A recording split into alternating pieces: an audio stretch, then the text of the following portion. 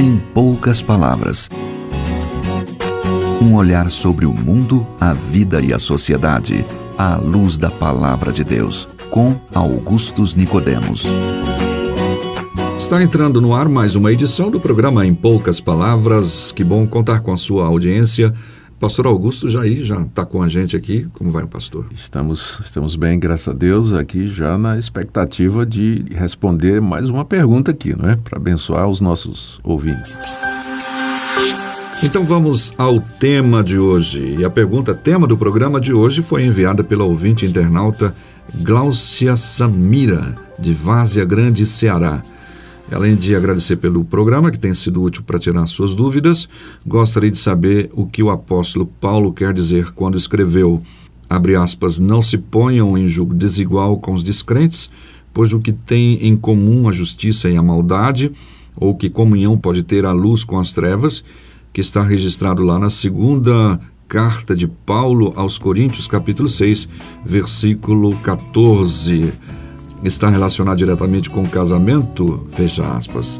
Então, Gláucia, fique atenta que a sua pergunta é o tema do programa de hoje. Pastor Augustus, quais conclusões se pode tirar a partir dessa passagem bíblica, de modo que a Gláucia Samira tenha condições de se posicionar de maneira coerente com a palavra de Deus? Vamos começar explicando a metáfora do apóstolo Paulo, né? O jugo era uma canga que se colocava no boi, para quando o boi ia puxar o arado, não é isso? Para preparar a terra para receber a semente, enfim. Era um processo que era usado na agricultura, né? Até hoje é usado, só que o pessoal faz com trator, né? Em alguns lugares talvez ainda com boi, né? Aí o que é que acontecia? Quando se ia treinar um boi novo, o que é que se fazia? Se pegava uma canga dupla e colocava o boi novo ao lado do boi velho, né?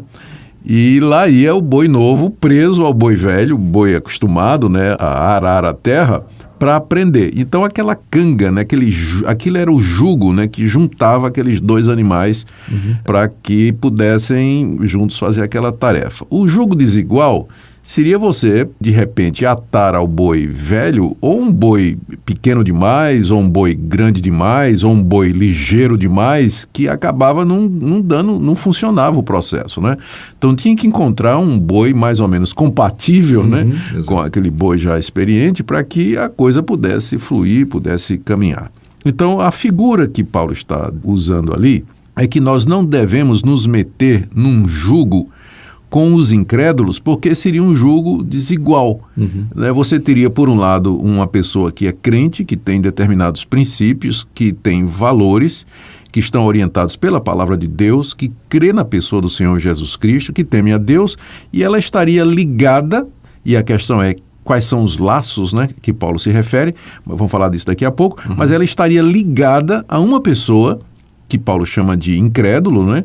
Que, portanto, não crê ou em Deus ou no Senhor Jesus Cristo, uma pessoa que não tem os mesmos valores, que não tem os mesmos princípios. Então, é realmente uma situação incômoda e que não dá certo, porque a crença religiosa, particularmente o cristianismo, ela é muito forte, ela mexe com todas as áreas da vida de uma pessoa, vai influenciar negócio, casamento, amizade, relacionamentos, a maneira como eu me divirto, a maneira como eu me visto, e de repente você está ligado por laços, né, formais ou outro tipo de laço com uma pessoa que é radicalmente diferente de você.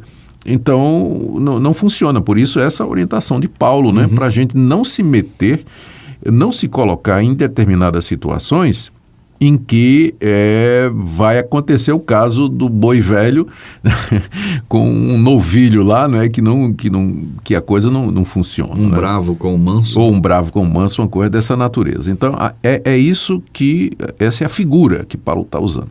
Agora, a pergunta é, que tipo de jugo em particular Paulo tinha em mente? Muita gente entende ou pensa que essa passagem tem como alvo principal o casamento. O casamento é uma espécie de jugo, né, no bom sentido, porque é uma aliança, é um acordo de caminhar juntos, de caminhar juntos, de constituir família, de juntos terem um lar, criar filhos. Então, as duas pessoas estão ligadas. Então, no caso do casamento, se você tem um crente que está ligado pelos laços do casamento com um descrente, é desigual. Por quê? Porque há valores e há princípios que são bastante diferentes e que tocam em áreas cruciais do casamento. O crente, por exemplo, quando ele estiver aflito, quando ele estiver angustiado, ele não vai poder contar com as orações, o apoio e a compreensão do incrédulo, né? O nome já está dizendo, ele não crê em Deus. Na hora da criação de filhos, o que é que eu vou ensinar para os meus filhos? O que é certo, o que é errado para eles? O crente vai ter uma posição e o incrédulo vai ter outra posição. Então, as pessoas pensam que Paulo está se referindo primariamente ao casamento. A verdade é que uma leitura do contexto, Nathan, vai revelar que Paulo não estava pensando em casamento necessariamente, embora o princípio possa ser aplicado ao casamento. Exato. O que é que acontecia? A igreja de Corinto estava sendo invadida por falsos mestres que se diziam apóstolos, que eram emissários de Jerusalém e que traziam um outro evangelho. Traziam o evangelho do legalismo. Eles diziam que os coríntios, que já haviam se convertido com a pregação do Evangelho da Graça feita por Paulo, os coríntios teriam que se circuncidar, teriam que guardar a lei de Moisés, teriam que praticar todas aquelas normas e estatutos da legislação judaica para que pudessem, de fato, ser salvos e aceitos por Deus. E os coríntios estavam aceitando esses mestres e rejeitando o apóstolo Paulo. Né? Rejeitando o apóstolo Paulo. Então, quando Paulo diz, não se coloquem em julgo desigual com os incrédulos, ele está dizendo, não aceitem que estes homens sejam os líderes de vocês. Inclusive, no caso aí, incrédulos até que estavam dentro da igreja. Né? Pois é, incrédulos porque não criam na mesma coisa que Paulo cria e que ele tinha ensinado a respeito de Deus, a respeito de Cristo, a respeito da graça. Então, o contexto ali é primariamente contra os falsos mestres. É uma advertência para que os cristãos não se coloquem debaixo da autoridade, da mentoria, do ensino, do ministério de pessoas que professam um outro evangelho. Você nota que depois de ter dito isso, não vos exponhais em julgo desigual com os incrédulos, ele pergunta, né, qual é a sociedade que pode haver entre luz e trevas, não é? Entre o templo de Deus e a casa dos ídolos, né? Caracterizando bem aqueles falsos mestres como emissários das trevas, emissários de Satanás. Mais adiante, nessa carta, ele vai dizer que estes falsos profetas, mestres, eles são, na verdade, ministros de Satanás, que se transfiguram em anjo de luz. Agora, esse princípio que está aí, ele pode ser aplicado a outras situações na vida.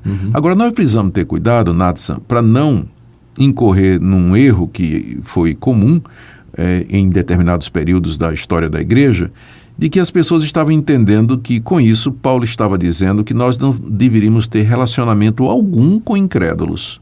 Exato. E aí, o que é que resultou nisso? A existência de mosteiros, a vida monástica, a vida em isolamento, a gente sincera que queria servir a Deus, que se retirou da sociedade e foi para os desertos, para as montanhas, viveu uma vida de solitude, de meditação, porque não tem como você viver no mundo sem se meter num jogo desigual. Você está na sala de aula. Você está na sala de aula, você tem um professor que é ateu.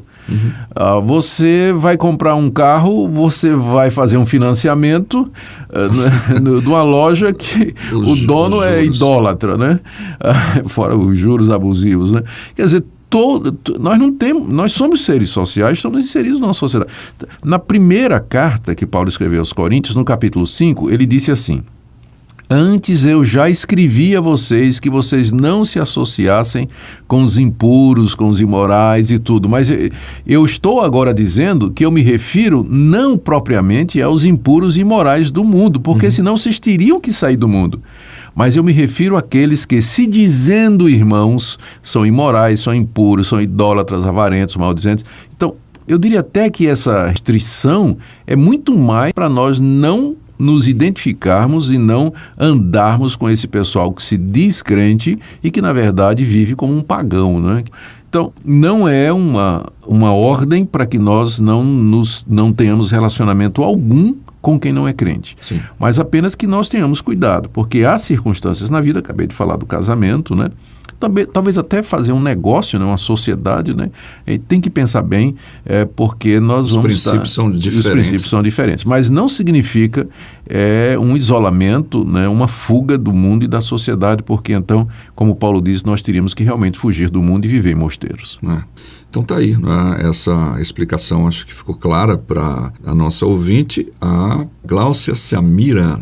O nome dela é um nome bonito, né? É S-A-N-M, então não sei como pronuncia. Então estou tentando aqui, Gláucia Samira, mais ou menos. Se estiver errado, depois você corrige aí pelo WhatsApp, tá bom? E espero que você tenha ficado satisfeita com a resposta que foi dada aqui.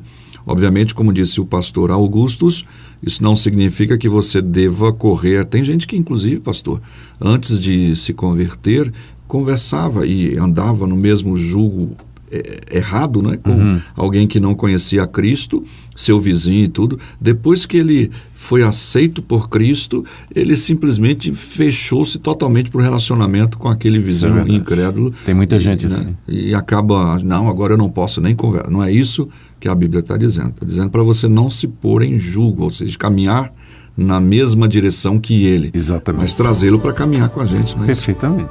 Essa é a ideia do jogo. Chegamos ao final de mais uma edição do programa Em Poucas Palavras, agradecendo a todos os nossos ouvintes de Várzea Alegre, Ceará, na pessoa da Gláucia Samira. Obrigado, Gláucia.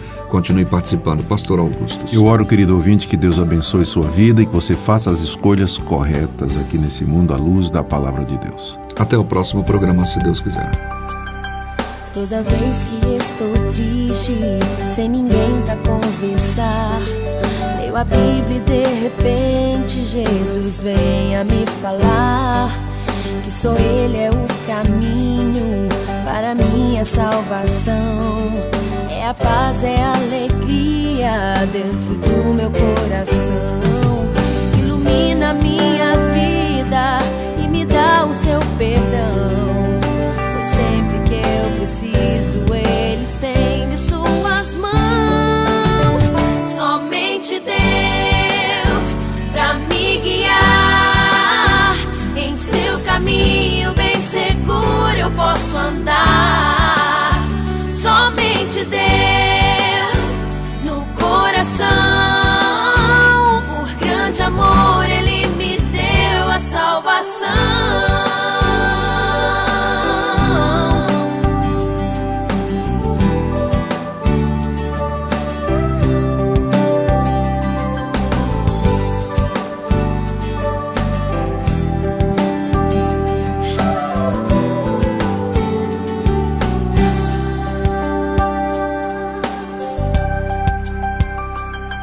Quando estiveres tristes, sem motivos pra sonhar, abre os olhos e acreditarás então que és feliz, ainda que as circunstâncias te impeçam de aceitar.